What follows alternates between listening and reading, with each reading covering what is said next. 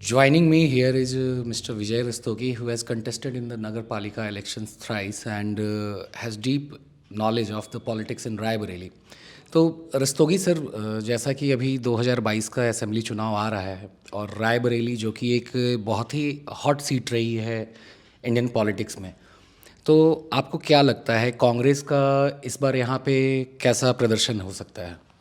देखिए, यहाँ पे तो कांग्रेस की जो हम लोग को स्थिति दिख रही है, वर्तमान में हमें कोई भी सीट 6 सीट विधानसभा सीटें हैं, एक भी सीट हमको कांग्रेस में जाती नहीं दिख रही है। उसके बहुत से कारण हैं। कुछ तो ये है कि कांग्रेस जो है अपनी सिर्फ लोकसभा सीट पे ध्यान देती है, विधानसभा पे इतना ध्यान नहीं देती, क्योंकि वो कहीं लोकसभा में जो है लोकसभा में सपा के विधायकों का साथ लेती है, तो कहीं न कहीं वो पार्शुअलिटी करती है अपने ही पार्टी के वर्कर के साथ, कहीं सपा के फेवर की बात करती है। इंटरनल दिखता है, इस शहर का हर आदमी देखता है।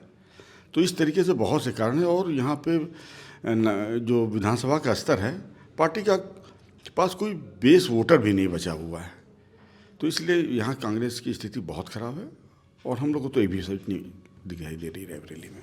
एमएलसी जो उनके पास था वो भी भाजपा में चला गया, जिला पंचायत अध्यक्ष जो उनका हुआ करता था वो भी चला गया, वो भी भाजपा में। इनके पास वर्तमान में कोई सीट नहीं है, एक भी सीट नहीं है। देखिए, यहाँ पे 6 सीटों पे सपा से लड़ाई होगी, सपा और भाजपा की लड़ाई होगी। कांग्रेस को हम लोग फिगर में फिलहाल दिखाई नहीं दे रहा है। अगर कांग्रेस और सपा का कहीं पैक्ट होता है देन फाइट में आएगी और तब रायबरेली का सिनेरियो बहुत कुछ बदल सकता है। बाकी कोई ऐसा परिवर्तन नहीं दिख रहा है। अगर ये पैक्ट नहीं होता है तो नो डाउट हम लोग का आकलन है कि ये जो कांग्रेस के 2 विधायक आए हैं, ऑलरेडी 3 विधायक थे, इस हिसाब से तो 5 विधायक रायबरेली में हो गए ना, 6 में से 5। तो फिर अगर ये पैरेलल अगर तीनों पार्टियां लड़ती हैं इलेक्शन, तो 5 में अगर चलिए हम मान लें आपकी बात की न भी ठीक होगा तो 5 से 4 हो जाएंगी और क्या हो जाएगा। और हो सकता है 5 से 6 भी हो सकती हैं भाजपा की उस कंडीशन में, कुछ भी हो सकता है, 3 भी हो सकती हैं। बट ये तो मान रहे हैं ना कि भाजपा 3 पे थी, आज की डेट में 5 पे आ गई है।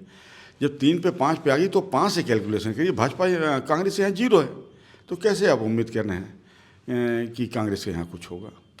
प्रियंका गांधी लगातार अभी काफ़ी वादे कर रही हैं, 40% महिलाओं को सीट देने की उन्होंने बात की है, कैंडिडेचर देने की बात की है, और भी कई तरह के अनाउंसमेंट किए हैं, स्मार्टफोन से लेके स्कूटी और फिर महिलाओं के लिए फ्री बस का ट्रैवल वगैरह। तो इसका कुछ यहाँ पे इफेक्ट देखने को मिलेगा?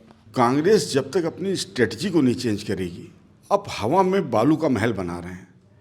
आप जब तक ग्राउंड लेवल पे, आप जब तक सरकार में थे, जो कुछ आपने किया अगर सही तरीके से किया होता तो शायद भाजपा आज ऐसी स्थिति में नहीं आती।